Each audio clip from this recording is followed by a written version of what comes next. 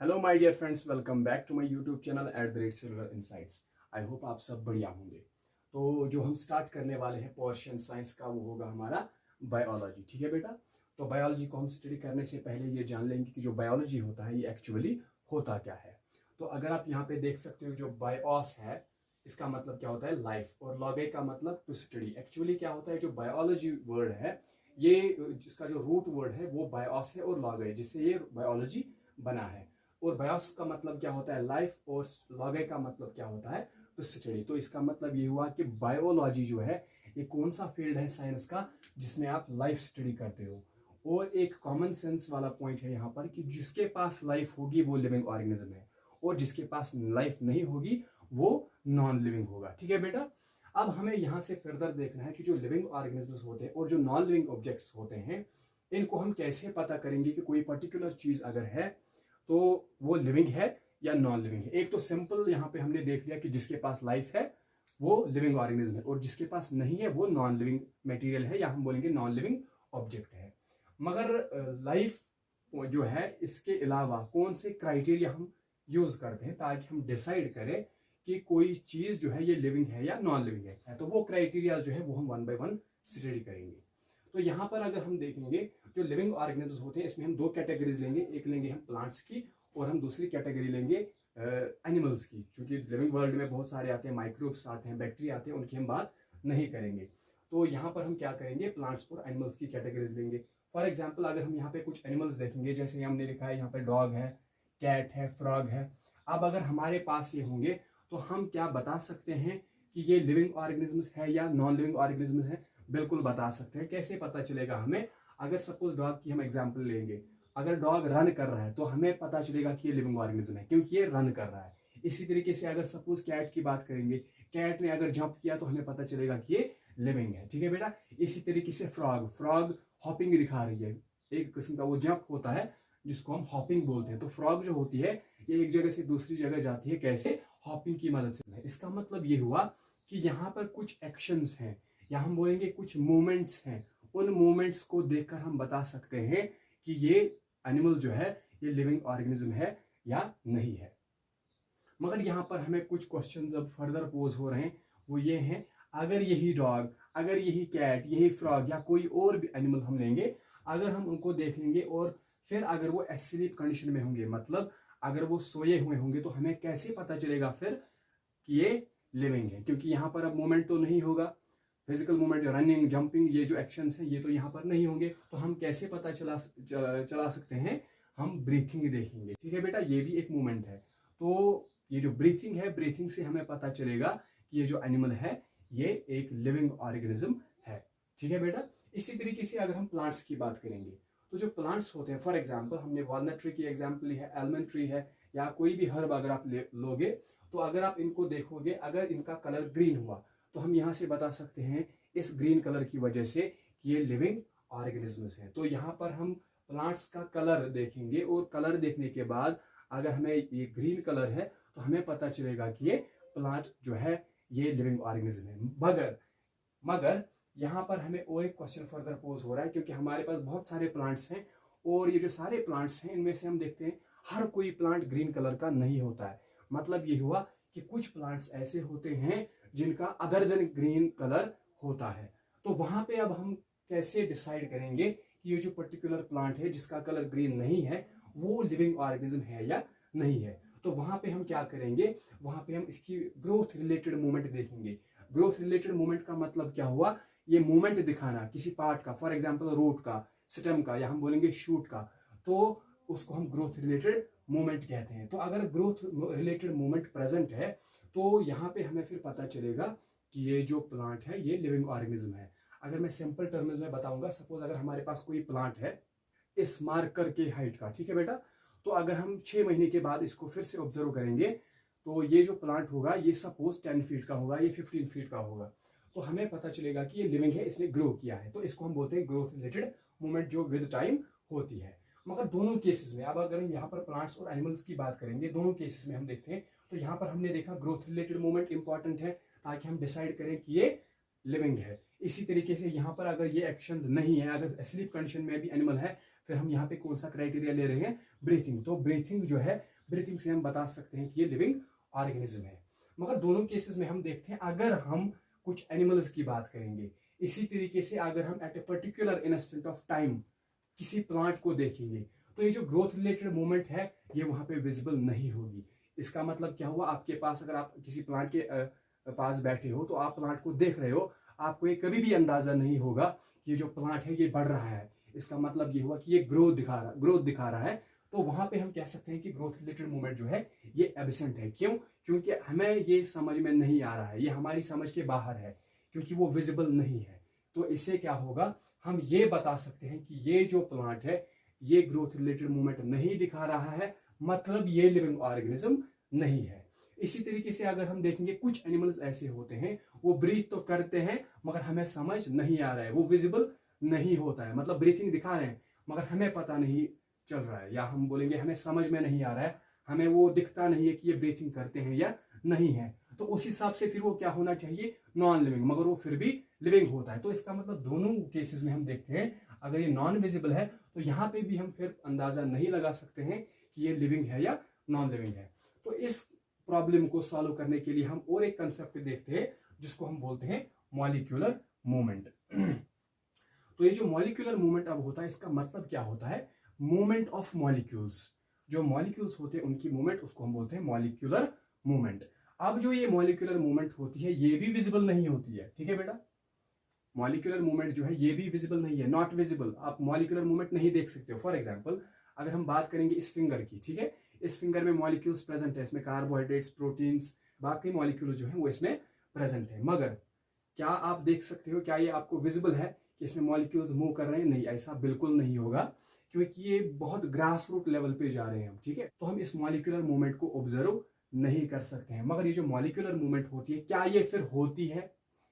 तो अगर हमने यहाँ पर फिंगर की एग्जांपल ले ली, फिंगर में मॉलिक्यूल्स हैं, ये मूव कर रहे हैं, अभी भी मूव कर रहे हैं, मगर हमें नहीं दिख रहा है, ये विजिबल नहीं है, बिल्कुल विजिबल नहीं है। तो क्या ये सच में ये मॉलिक्यूलर मूवमेंट होती है या नहीं होती है? तो अगर हम बायोलॉजिस्ट को ये क्वेश्चन पोज करेंगे तो ऑब्वियसली उसका आंसर रहेगा यस, ठीक है बेटा, उसका आंसर रहेगा यस, ठीक है। तो इसका मतलब ये हुआ कि मॉलिक्यूलर मूवमेंट एक्चुअली होती है, ठीक है बेटा। अब हमें कैसे पता चलेगा? ये जो मॉलिक्यूलर मूवमेंट होती है ये एक्चुअली क्या होता है, बहुत ही नेसेसरी होती है, ठीक है बेटा, बहुत ही वाइटल होती है एक लिविंग ऑर्गेनिज्म के लिए, ठीक है बेटा।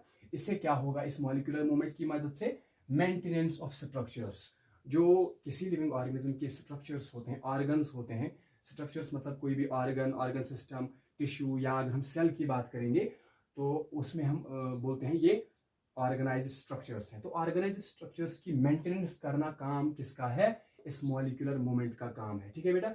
इसी तरीके से जो रिपेयरिंग होता है, रिपेयरिंग का काम जो होता है ये भी किसकी मदद से होता है, मॉलिक्यूलर मूवमेंट की मदद से होता है, ठीक है बेटा।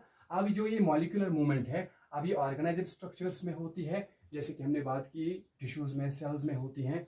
तो अगर हम इन टिश्यूज और सेल्स की बात करेंगे, ये जो टिश्यूज और सेल्स होते हैं इनमें एक्चुअली क्या होता है, इनमें भी तो मॉलिक्यूल्स ही होते हैं, ठीक है बेटा। जो सेल है वो बनी होती है मॉलिक्यूल्स से, ठीक है। इसी तरीके से अगर हम ऊपर की लेवल पे जाएंगे, टिश्यूज, ऑर्गन्स, तो वो भी तो सेल से बने हैं, तो इसका मतलब ये हुआ कि उनमें भी मॉलिक्यूल्स प्रेजेंट होंगे, ठीक है बेटा। तो यहाँ पर मॉलिक्यूल्स होते हैं। अब अगर ये काम करने हैं, मेंटेनेंस का काम करना है, रिपेयरिंग का काम करना है, तो इसलिए ये जो मॉलिक्यूल्स का मूव होना ये बिल्कुल जरूरी है, ठीक है, ताकि हमें क्या हो जाएगा, इस लिविंग ऑर्गेनिज्म में क्या हो जाएगा, मेंटेनेंस और रिपेयर का काम हो जाएगा। अब यहाँ पर एक क्वेश्चन है कि why it is needed. Why it is needed मतलब क्या है, मेंटेनेंस और रिपेयर हमें जरूरत क्यों है, ठीक है बेटा। क्योंकि क्या होता है, जो हमारा एनवायरनमेंट होता है इसमें हर किसी इंडिविजुअल में क्या होता है, ब्रेक डाउन होता है, ठीक है बेटा। तो एनवायरनमेंट जो होता है, एनवायरनमेंट की वजह से क्या होता है, हर किसी इंडिविजुअल में क्या होता है, ब्रेक डाउन होता है, ठीक है। सेल्स का, टिश्यूज का, इनमें ब्रेक डाउन होता है। तो इसीलिए इस ब्रेक डाउन को रोकने की या ओवरकम करने के लिए ये जो मेंटेनेंस और रिपेयरिंग का काम होता है ये बहुत ही जरूरी है। तो यहाँ से हमें पता चलता है ये काम करने के लिए मॉलिक्यूल्स का मूव होना जरूरी है। तो मॉलिक्यूलर मूवमेंट जो होता है ये एक्चुअली नेसेसरी होता है, वाइटल होता है, किसके लिए, एक लिविंग ऑर्गेनिज्म के लिए। तो यहाँ से पता चलता है लिविंग ऑर्गेनिज्म जो एक्चुअली होते हैं उनमें मॉलिक्यूलर मूवमेंट होता है। अलबत्ता वो मॉलिक्यूलर मूवमेंट जो है वो विजिबल नहीं होता है, ठीक है बेटा। तो यहाँ पर आप देख सकते हो रिपेयरिंग में मैंने लिखा है एक एक्सेप्शन है, जो हमारे टीथ होते हैं ये ओनली एक्सेप्शन है जहां पे रिपेयरिंग का काम नहीं होता है, ठीक है। जो टीथ होते हैं ये इटसेल्फ रिपेयर नहीं हो पाते हैं, ठीक है बेटा। तो इसलिए हमें दांत लगाने पड़ते हैं, दांत तो ठीक होते नहीं है, इसलिए हमें क्या करना पड़ता है, जब भी थोड़ा सा डैमेज होती है तो हमें आर्टिफिशियल दांत लगाने पड़ते हैं अपने टीथ सॉकेट्स में, ठीक है बेटा। अब अगर हम यहाँ पे वायरसेस की बात करेंगे, जो वायरसेस होते हैं इनमें तो मॉलिक्यूलर मूवमेंट होती नहीं है, ठीक है बेटा। तो हमने क्या कहा, मॉलिक्यूलर मूवमेंट नेसेसरी है किसके लिए, एक लिविंग ऑर्गेनिज्म के लिए, ठीक है बेटा। अब यहाँ पर हम वायरसेस की बात करेंगे, ठीक है। तो वायरस जो होते हैं इनमें मॉलिक्यूलर मूवमेंट बिल्कुल प्रेजेंट नहीं होती है, नो मॉलिक्यूलर मूवमेंट। ऐसा नहीं है कि इनमें कंप्लीटली मॉलिक्यूलर मूवमेंट नहीं होती है, ठीक है। मॉलिक्यूलर मूवमेंट तब तक नहीं होती है जब तक ये किसी न किसी सेल में, ऑर्गन में, टिश्यू में, या हम बोलेंगे किसी लिविंग ऑर्गेनिज्म में नहीं जाते हैं, मतलब होस्ट में नहीं जाते हैं। तो मतलब ये हुआ जब तक ये इन्फेक्ट नहीं करेंगे, ठीक है बेटा। जब तक ये किसी लिविंग ऑर्गेनिज्म में इन्फेक्ट नहीं करेंगे, उसको अपना होस्ट नहीं बनाएंगे, तब तक क्या होगा, इनमें कोई मॉलिक्यूलर मूवमेंट नहीं होगा। तो अब यहाँ पे क्वेश्चन बन रहा है कि वायरसेस जो है अब ये लिविंग है या नॉन लिविंग, क्योंकि हमने कहा कि जो मॉलिक्यूलर मूवमेंट है ये बहुत ही जरूरी है एक लिविंग ऑर्गेनिज्म के लिए, ठीक है बेटा। तब जाके जब मॉलिक्यूलर मूवमेंट होगा तब जाके हम बोलेंगे कि लिविंग ऑर्गेनिज्म है। मगर यहाँ पे वायरसेस के केस में हमने क्या देखा, यहाँ पे कोई मॉलिक्यूलर मूवमेंट नहीं है जब तक ये इन्फेक्ट नहीं करेगा। तो मतलब ये हुआ इन्फेक्ट करने से पहले ये नॉन लिविंग है, और इन्फेक्ट करने के बाद, दैट मीन्स होस्ट में जाने के बाद क्या होगा, ये लिविंग बन जाएगा। इसलिए ये जो वायरसेस का लिविंग होना या नॉन लिविंग होना ये कंट्रोवर्सी है, ठीक है बेटा, ये कंट्रोवर्सी है। तो इस कंट्रोवर्सी को हम कैसे अब सॉल्व करते हैं कि जो वायरसेस होते हैं अगर ये इन्फेक्ट करते हैं, होस्ट में जाते हैं, तो तब जाके ये लिविंग है, तब जाके मॉलिक्यूलर मूवमेंट दिखाते हैं। और अगर ये होस्ट के बाहर है तब जाके कोई मूवमेंट नहीं दिखाएंगे। कौन सा मूवमेंट, मॉलिक्यूलर मूवमेंट नहीं दिखाएंगे, और उस टाइम इनको हम नॉन लिविंग बोलेंगे, ठीक है बेटा, या नॉन लिविंग ऑब्जेक्ट्स भी बता सकते हैं। तो यहाँ तक हमने क्या सीखा कि जो लिविंग ऑर्गेनिजम्स होते हैं उनमें मॉलिक्यूलर मूवमेंट का होना बिल्कुल जरूरी है। तो तब जाके हम किसी चीज को लिविंग ऑर्गेनिज्म कहेंगे जब उसमें मॉलिक्यूलर मूवमेंट प्रेजेंट होगा। तो अब यहाँ पे हमने कुछ क्राइटेरिया रखे हैं जिससे हमें आसान हो जाता है कि किसी चीज को हम लिविंग ऑर्गेनिज्म क्लासिफाई करें, या किसी चीज को हम बोलेंगे कि नॉन लिविंग है। तो उसके लिए कुछ क्राइटेरियाज हैं। तो उन क्राइटेरियाज में आप नंबर फर्स्ट पे देख सकते हो न्यूट्रिशन, नंबर सेकंड रेस्पिरेशन, या इसको हम ब्रीथिंग भी बोलेंगे। इसी तरीके से ट्रांसपोर्ट या हम सर्कुलेशन बता सकते हैं, एक्सक्रीशन है, और कंट्रोल एंड कोऑर्डिनेशन है जिसको हम सेंसिटिविटी भी बोल सकते हैं। तो रिप्रोडक्शन है, ग्रोथ है, और मेटाबॉलिज्म है। तो ये चीजें अगर आप देखते हो, तो अगर आप किसी भी ऑब्जेक्ट में ये चीजें देखते हो या इनमें जो मोस्ट ऑफ द चीजें देखते हो, तब हम बता सकते हैं कि वो जो पर्टिकुलर चीज है वो लिविंग है, ठीक है बेटा। तो उसको हम क्लासिफाई कर सकते हैं एज लिविंग ऑर्गेनिज्म। तो न्यूट्रिशन का मतलब क्या होता है, इनटेक होता है किसका, फूड का। तो फूड हासिल करना, उसको हम क्या बोलते हैं, न्यूट्रिशन। तो अकॉर्डिंगली फिर क्या हो जाएगा, फूड हम हासिल क्यों करेंगे वो हम देखते हैं फिर रेस्पिरेशन में। तो फूड को क्यों हम हासिल करेंगे, ताकि जो हमारी बॉडी है उसमें रिपेयर हो जाए, ठीक है बेटा, बाकी सारे फंक्शंस हो जाए और एनर्जी रिलीज हो जाए। तो वो एनर्जी जो होती है वो रिलीज हो जाएगी कैसे, जब रेस्पिरेशन होगा बेटा, ठीक है। रेस्पिरेशन की मदद से क्या होगा, एनर्जी रिलीज हो जाएगी। वो एनर्जी जो है वो हम डिफरेंट काम को अंजाम देने में इस्तेमाल करेंगे, ठीक है बेटा। अब यहाँ पे ये जो रेस्पिरेशन होता है इसका एक टाइप होता है बेसिकली, इसके टाइप्स होते हैं बेसिकली। तो वो जो टाइप्स हैं उनमें आता है एरोबिक रेस्पिरेशन और एनारोबिक रेस्पिरेशन। तो एरोबिक रेस्पिरेशन के लिए हमें ऑक्सीजन की जरूरत होती है, ठीक है बेटा। अगर हमें ऑक्सीजन की जरूरत है तो ऑक्सीजन कहाँ से आ जाएगा, ये बाहर से आ जाएगा। ये हम इनहेल करेंगे, ब्रीथ करेंगे, तो ये हमारी बॉडी के अंदर आ जाएगा। अब ये बॉडी में जब चला जाएगा तो अब ये खुद तो नहीं जाएगा, इसको तो कोई चीज होना चाहिए जो इसको ट्रांसपोर्ट करेगा। तो उसके लिए हमें क्या जरूरत होता है, ट्रांसपोर्ट सिस्टम, या हम बोलेंगे सर्कुलेटरी सिस्टम। तो इसका काम क्या रहता है फिर, ट्रांसपोर्ट करना डिफरेंट चीजों को। ये ऐसा नहीं है कि बिल्कुल सिर्फ ये ऑक्सीजन को ट्रांसपोर्ट करेगा, कुछ वेस्ट्स होते हैं उनको भी ये ट्रांसपोर्ट करता है, कुछ न्यूट्रिएंट्स बाकी होते हैं उनको ट्रांसपोर्ट करता है, हार्मोन्स को, एंजाइम्स को, और बहुत सारी चीजें जो है वो ट्रांसपोर्ट सिस्टम की मदद से ट्रांसपोर्ट हो जाती है, ठीक है बेटा। तो जब ये सारा प्रोसेस हो जाता है, न्यूट्रिशन हो रहा है, ठीक है बेटा, रेस्पिरेशन हो रही है, तो इन प्रोसेसेस के दौरान क्या होता है, हमारी बॉडी के अंदर कुछ हार्मफुल सबस्टेंसेस बनते हैं, हमारी बॉडी के अंदर कुछ टॉक्सिक सबस्टेंसेस बनते हैं। तो वो टॉक्सिक सबस्टेंसेस अगर हमारी बॉडी में रहे तो हमारी जो बॉडी होगी उसमें डैमेज होगा। तो वो डैमेज को कम करने के लिए हमें ज़रूरत है किसी सिस्टम की, एक ऐसे सिस्टम की जो ये वेस्ट जो होंगे, जो हार्मफुल सब्सटेंसेस होंगे, उनको बाहर निकालेगा। तो उसके लिए हमारे पास होता है एक्सक्रीटरी सिस्टम। तो एक्सक्रीटरी सिस्टम यानी कि एक्सक्रीशन होना उन सब्सटेंसेस का बिल्कुल ज़रूरी है। इसके अलावा अगर हम देखेंगे, जो हमने यहाँ पे लिखा है कंट्रोल एंड कोऑर्डिनेशन, जिसको हम सेंसिटिविटी भी बोलेंगे या response to stimuli, response to stimuli, ठीक है। एक सिंपल एग्जांपल हम यहाँ पर लेंगे। अगर सपोज इस हाथ के नजदीक हम किसी हॉट ऑब्जेक्ट को लाएंगे, ठीक है बेटा, किसी हॉट ऑब्जेक्ट को, फॉर एग्जांपल हमने कैंडल फ्लेम लिया, हमने इसको अपने हाथ के नजदीक लाया, तो हम फ्रिक्वेंटली क्या करेंगे, अपने हाथ को दूर ले जाएंगे। क्यों? क्योंकि हमारी बॉडी को पता चला, दैट मीन्स हमारे हाथ को पता चला कि आपको नुकसान हो सकता है और इसीलिए इसने इसको पीछे ले लिया। बट ये सारा प्रोसेस जो है ये कैसे होता है, ये हमारे नर्वस सिस्टम की मदद से होता है। इसकी वजह से कंट्रोल एंड कोऑर्डिनेशन मेंटेन हो पा रहा है, ठीक है बेटा। तो ये जो कैंडल का हॉट होना, ये यहाँ पर एक स्टिमुलस है, और जो हमने इसको रिप्लाई में आंसर दिया उसको हम बोलते हैं रेस्पॉन्स। रेस्पॉन्स यहाँ पे कौन सा है, जो हमने हाथ पीछे ले लिया, तो ये भी जरूरी होता है बेटा, ठीक है। इसके बाद अगर हम देखेंगे रिप्रोडक्शन, जो आपको पता होगा, रिप्रोडक्शन का मतलब होता है जनरेशंस को आगे बढ़ाना, ठीक है बेटा, या हम बोलेंगे लाइफ जो है इसको आगे बढ़ाना, उसको हम रिप्रोडक्शन बोलते हैं, ठीक है। इसी तरीके से ग्रोथ, ठीक है बेटा, जो ग्रोथ होता है, ग्रोथ का मतलब क्या होता है, ग्रोथ का मतलब होता है जब आपका सेल नंबर जो है वो इंक्रीज हो जाएगा, ठीक है बेटा। अगर सेल नंबर इंक्रीज हो रहा है और अगर सेल वॉल्यूम भी इंक्रीज हो रहा है, ठीक है बेटा, सेल का वॉल्यूम भी इंक्रीज हो रहा है, तो तब हम बोलते हैं ग्रोथ हो रही है, ठीक है बेटा।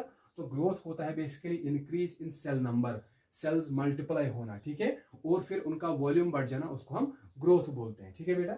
इसी तरीके से मेटाबॉलिज्म, जो मेटाबॉलिज्म होता है इसका मतलब क्या होता है, जो सम ऑफ ऑल द रिएक्शंस, ठीक है बेटा, सारी रिएक्शंस जो हमारी बॉडी में होती हैं। तो अगर हम इस तरीके से बताएंगे केमिस्ट्री के सेंस से, ये जो लिविंग ऑर्गेनिजम्स होते हैं ये एक्चुअली एक केमिकल सिस्टम होता है, ठीक है, जहाँ पे बहुत सारे केमिकल रिएक्शंस होते हैं। तो ये जो सारे केमिकल रिएक्शंस हमारी बॉडी में होते हैं उनको हम बोलते हैं बायोकेमिकल रिएक्शंस, ठीक है बेटा।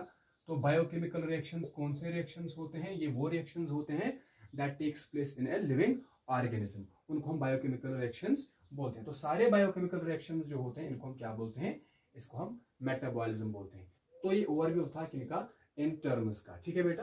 तो हमने क्या कहा था कि क्राइटेरिया जो है, ये क्राइटेरिया अगर हम देखेंगे, इसमें से अगर हम मेजॉरिटी ऑफ द जो क्राइटेरिया है वो अगर कोई चीज फिट करता है, वो अगर कोई चीज अप्लाई अगर उस पर होते हैं, तो इसका मतलब ये हुआ कि उसको हम बोलेंगे लिविंग ऑर्गेनिज्म। तो अगर हम केस स्टडी के तौर पे अगर हम किसी चीज की एग्जांपल लेंगे, फॉर एग्जांपल हमारे पास ये डस्टर है, ठीक है बेटा। तो ये डस्टर अगर हम देखेंगे, हमें पहले जो क्राइटेरिया यहाँ पे लिख के रखा है वो है न्यूट्रिशन। तो क्या ये न्यूट्रिशन कर रहा है, ठीक है बेटा, ऑब्वियसली नो। तो पहला जो क्राइटेरिया है ये इस पे अप्लाई नहीं हो रहा है, ठीक है। इसी तरीके से क्या ये रेस्पिरेशन या ब्रीदिंग कर रहा है, तो no respiration, that means no breathing, ठीक है बेटा। इसी तरीके से क्या ट्रांसपोर्ट होगा, अब अगर न्यूट्रिशन और रेस्पिरेशन नहीं हो रहा है तो ट्रांसपोर्ट सिस्टम की इसमें बिल्कुल जरूरत नहीं है, तो ये भी नहीं है, ठीक है। इसी तरीके से एक्सक्रीशन, जब कोई भी प्रोसेस अंदर नहीं होता, इसका मतलब है एक्सक्रीशन नहीं होगा, तो यहाँ पे ये भी नहीं है। इसी तरीके से कंट्रोल एंड कोऑर्डिनेशन, अगर हम इसको फ्लेम लाएंगे नजदीक, इसको कोई फर्क नहीं पड़ेगा, ठीक है, ये दूर नहीं भागेगा हमारी तरह जैसे हम भागते हैं, तो ये नहीं भागेगा, इसका मतलब इसमें वो रेस्पॉन्स टू स्टिमुलाई या सेंसिटाइजेशन जो है वो बिल्कुल नहीं है, तो ये क्राइटेरिया भी ये फॉलो नहीं कर रहा है। इसी तरीके से रिप्रोडक्शन का तो सवाल ही पैदा नहीं होता है, तो अगर ये रिप्रोडक्शन दिखा तो मार्केट का जो काम है वो बिल्कुल ठप हो जाता। क्यों ठप हो जाता, क्योंकि अगर हम एक डस्टर लाएंगे तो यहाँ से अगर ये रिप्रोड्यूस करता है, हम 20 बनाएंगे, 40 बनाएंगे, हमने तो फिर अपना ही मार्केट बना लिया, ठीक है बेटा। तो हम बता सकते हैं कि रिप्रोडक्शन भी ये अप्लाई नहीं कर रहा है, इस पर अप्लाई नहीं हो रहा है, ठीक है। अब अगर यहाँ पे हम ग्रोथ की बात करेंगे तो ये 5 साल के बाद इतना होगा, ठीक है, 10 साल के बाद इतना होगा। पहले ही कहा है ग्रोथ मतलब जब सेल नंबर इंक्रीज होगा, इसमें तो कोई सेल होता ही नहीं है, तो ये इस पे अप्लाई नहीं हो रहा है, ठीक है बेटा। उसके बाद मेटाबॉलिज्म, मेटाबॉलिज्म मतलब sum total of all the reactions, इसमें कोई सेल नहीं है, इसमें कोई रिएक्शन नहीं है, तो ये किसी भी क्राइटेरिया को फॉलो नहीं करता है, ये नॉन लिविंग ऑब्जेक्ट है, ठीक है बेटा। इसी तरीके से अगर हम बात करेंगे किसी लिविंग ऑर्गेनिज्म की, हम को एक केस स्टडी के तौर पे हम किसको लेंगे, किसी लिविंग ऑर्गेनिज्म को, ठीक है बेटा। फॉर एग्जांपल फ्रॉग, फ्रॉग को हम एज केस स्टडी लेंगे। तो अब हम यहाँ पे देखेंगे क्या न्यूट्रिशन की ज़रूरत होती है फ्रॉग में, बिल्कुल होती है, ठीक है बेटा। रेस्पिरेशन होती है, बिल्कुल होती है, क्योंकि ये जो इसने फूड हासिल किया न्यूट्रिशन के जरिए से, इसका ब्रेक डाउन होना ज़रूरी है, तो रेस्पिरेशन भी दिखा रहा है, ठीक है बेटा। ट्रांसपोर्ट होगा, बिल्कुल ट्रांसपोर्ट होगा एक सेल से दूसरी सेल तक, ठीक है, तो ये भी है। इसी तरीके से एक्सक्रीशन, बिल्कुल एक्सक्रीशन होगा, क्योंकि अगर इसने ऊपर वाले जो प्रोसेस है न्यूट्रिशन रेस्पिरेशन किए हैं तो इसकी वजह से कुछ वेस्ट तो बिल्कुल बनेंगे, तो ये वेस्ट को एक्सपेल आउट करना है, बाहर निकालना है, तो ये एक्सक्रीशन भी इस पर अप्लाई हो रहा है, ठीक है बेटा। कंट्रोल एंड कोऑर्डिनेशन बिल्कुल हो जाएगा, ठीक है, तो ये रेस्पॉन्स देगा किसको, स्टिमुलस को, तो यहाँ पे ये भी इस पर अप्लाई हो रहा है, ठीक है बेटा। रिप्रोडक्शन बिल्कुल हो रहा है। अब अगर हम 2-4 फ्रॉग लाएंगे तो कुछ टाइम के बाद ऐसा होगा 20-25 होंगे, तो वो कहाँ से आ गए, रिप्रोडक्शन प्रोसेस से, तो ये भी अप्लाई हो रहा है, ठीक है बेटा। ग्रोथ दिखा रहा है, बिल्कुल दिखा रहा है। आपने अगर इसका यंग वन देखा होगा जिसको हम टेडपोल बोलते हैं, ठीक है बेटा, तो टेडपोल जो होता है वो फिर ग्रो होके क्या बन जाता है, फ्रॉग बन जाता है, तो ये भी इस पे अप्लाई हो रहा है, ठीक है बेटा। इसी तरीके से अगर हम मेटाबॉलिज्म की बात करेंगे, अगर इतना सारा होता है, ये सारा तो हो जाएगा तब जब केमिकल रिएक्शंस होंगे, अगर केमिकल रिएक्शंस नहीं होंगे तो ये नहीं होगा, तो इसका मतलब ये मेटाबॉलिज्म भी दिखा रहा है। तो मतलब ये है कि अगर आपने किसी भी ऑब्जेक्ट को क्लासिफाई करना है, या हम बोलेंगे किसी भी मटेरियल को क्लासिफाई करना होगा एज लिविंग और नॉन लिविंग, तो आप कैसे कर सकते हो, ये क्राइटेरिया उस पर अप्लाई करने हैं, ठीक है। अगर ये फॉलो हो रहे हैं, ठीक है बेटा, मतलब अगर वो ये चीज़ें दिखा रहा है, ये क्राइटेरिया दिखा रहा है, तो उसको हम क्लासिफाई करेंगे एज लिविंग, और अगर ऐसा नहीं हुआ तो उसको हम क्लासिफाई करेंगे एज नॉन लिविंग, जैसे कि हमने इस डस्टर की बात की है बेटा, ठीक है बेटा। तो अब हम यहाँ पर एक क्वेश्चन आपके लिए रखेंगे जो आप सॉल्व करोगे, जिसका आंसर निकालोगे और आप इसको कमेंट सेक्शन में लिखोगे, ठीक है बेटा। तो आपने किस क्वेश्चन का आंसर देना है, वो ये है, things that were alive once but not now। कुछ चीजें, किसी भी चीज की एग्जांपल दे दो जो पहले लिविंग थी, ठीक है बेटा, अलाइव, जो पहले लिविंग थी मगर अब वो लिविंग नहीं है, अब उनको हम कैटेगराइज करते हैं एज नॉन लिविंग, ठीक है बेटा। तो इसका आंसर आप किस में लिखोगे, कमेंट्स में लिखोगे, कमेंट सेक्शन में अपना आंसर लिखोगे। और मैं आपको एक इंटरेस्टिंग चीज यहाँ पे बताऊंगा, ये भी एक क्वेश्चन ही है, तो इसको भी आप देख लोगे, वो कौन सा साइंस है, ठीक है बेटा, वो कौन सा साइंस है, तो मतलब क्या है, वो कौन सा फील्ड है साइंस का, ठीक है बेटा, कोई भी फील्ड, ठीक है, तो वो कौन सा फील्ड है साइंस का जिसमें मल्टीप्लिकेशन और डिवीजन के सेम माने होते हैं, ठीक है बेटा। तो वो कौन सा साइंस है, या हम बोलेंगे वो कौन सा फील्ड है साइंस का जिसमें मल्टीप्लिकेशन और डिवीजन जो है उसका सेम मीनिंग होता है। अदरवाइज अगर आप देखोगे, फॉर एग्जांपल अगर आप मैथमेटिक्स की बात करोगे, 2 मल्टीप्लाइड बाई 2 इज इक्वल 4 और 2 divided by 2 is equal to 1, तो यहाँ पर इसकी मीनिंग जो है वो कंप्लीटली डिफरेंट है। मल्टीप्लिकेशन अलग चीज है और डिवीजन अलग चीज है, मगर एक साइंस ऐसा है जहाँ पे आप देखते हो मल्टीप्लिकेशन है और डिवीजन है, इनके सेम मीनिंग होती है, ठीक है बेटा। तो मल्टीप्लिकेशन और डिवीजन की सेम मीनिंग होती है। तो ये दोनों क्वेश्चन जो हमने आपको पोज किए हैं, ये आप कमेंट सेक्शन में इनके आंसर्स लिखोगे। आई होप ये जो लेक्चर है ये आपको समझ आया होगा, और आप इसको ज़्यादा से ज़्यादा शेयर करें, और अगर आपने सब्सक्राइब नहीं किया है तो सब्सक्राइब कीजिएगा। Thank you.